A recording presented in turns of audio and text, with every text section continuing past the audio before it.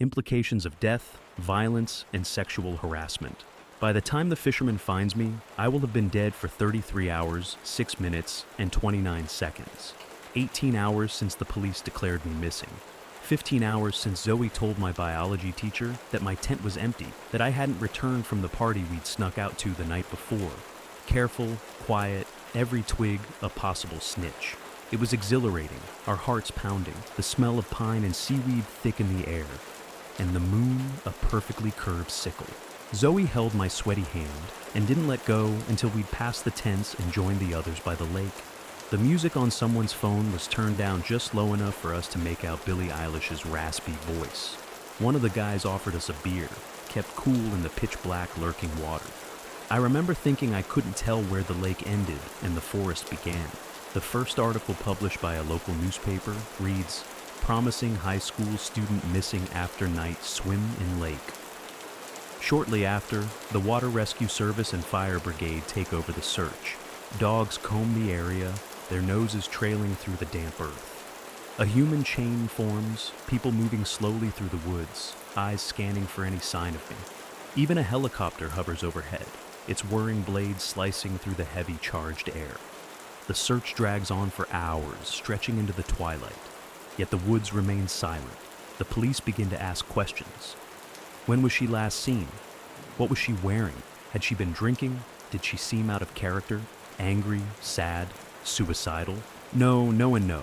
She was singing, she was dancing, she seemed happy. When the fisherman finds my body, miles away from where I was last seen, certainty sets in. The autopsy reveals a hematoma on my head and purple spots behind my ears. The coroners examine the water in my lungs and confirm that I wasn't dead before entering the water. I died by drowning. My classmates are questioned again.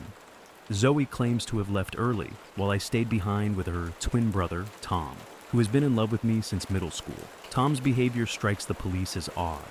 He insists he barely spoke to me, despite people seeing us leave the party together for a few minutes. When my body is examined, traces of Tom's skin are found on my clothes, trapped between the fabric layers. Still, Tom sticks to his story, perhaps because the truth would embarrass him for some reason. Or maybe he's just afraid of the questions that would follow, and the scrutiny that might come with them. Tom is right, in the broadest sense. We really only exchanged 3 or 4 sentences that night, but only because Tom's mouth was otherwise occupied with me. I had enjoyed every second of it, and looking back, I wish I'd given him a real chance. But I was too worried about what other people might think. So, as usual, I brushed him off, leaving him to walk away from the party feeling hurt. Cassandra insists she heard Zoe and me arguing that night, just before Zoe headed back to the campsite. According to her, we were fighting over Tom. Of course she would say that. What else would 2 girls argue about, if not a boy? Cassandra even claims that Zoe pushed me, though Zoe denies it vehemently. She denies discussing Tom at all, insisting it was about something else, something that wouldn't come to light until much later, when our biology teacher became a suspect. But Cassandra holds firm to her version. The thing about Cassandra is that she's always been a shadow, the kind of girl whose name teachers forget after 2 weeks of spring break. Kelly, Cindy, Carrie, something with a C though, right? So, when she finally gets the chance to talk to the police and be part of the investigation, she jumps at it. Unfortunately, Cassandra isn't much help to the investigators. She leaves the party at 2 a.m., just 40 minutes before I die, leaving me alone with a group of guys who've brought along some tranquilizers. Sitting next to them felt like being stuck in a fever dream where Jacques Derrida explains quantum physics at a frat party. At some point, I decided it was time to head back.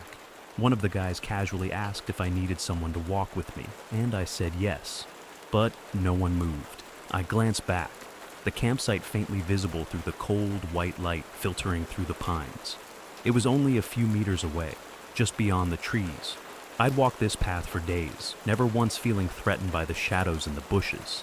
But tonight, that sinking feeling in my stomach wouldn't go away. Still, I refused to be that girl, the one who got scared at every creak in the dark, the one who needed someone to hold her hand for a few steps. So, I stood up and said I'd walk alone. Instead of sticking to the dark trail, though, I decided to take a small detour along the riverbank, a bit longer, a bit lighter, and hopefully a bit safer. 16 days after my death, suspicion begins to shift toward our biology teacher. Devin, one of my classmates, reveals that he had felt ill that night and went looking for the teacher's tent, only to find it empty. Soon after, the teacher's behavior takes a strange turn. He starts making inconsistent statements that don't add up. One day he calls Zoe into his office after class, where he insists that his earlier proposal to her before the trip had been nothing but a joke. She understood that, right? It was sarcasm, he says, claiming that what he really meant was that if she wanted to improve her grades, she should consider attending a tutoring service. And this is where Cassandra steps in for the final time. She confesses that she visited our biology teacher after the party, and that they went to the boathouse, where, according to her, nothing bad happened. He was just there for me. The biology teacher is immediately suspended, but the case against him has nothing to do with mine, as Cassandra's alibi clears him. Meanwhile, the suspicions surrounding Zoe and Tom are too weak to pursue. My case remains unsolved, and eventually people begin to accept the idea that it was just a tragic accident, that I must have hit my head when I jumped into the water. They agree that I seemed unhappy, not just that night, but in general, and that my relationship with my parents, who expected me to excel in everything, was strained. Perhaps the pressure had finally got to her. It's all unsatisfying, of course. Unsatisfying for the local magazine, whose updates eventually dry up. Unsatisfying for the police, left with yet another unsolved case on their desk. Unsatisfying for my parents who, decades later, will say in an interview that not a day goes by that they don't think of their little girl. Maybe one day, a classmate will write a college essay about my case, reflecting on how it taught them that life can end in an instant. Maybe my story will end up on a true crime podcast. Or perhaps Netflix will stretch it into a tightly structured 8-episode miniseries, where my body is discovered just 3 minutes in, enough time for viewers to decide if they'll keep watching.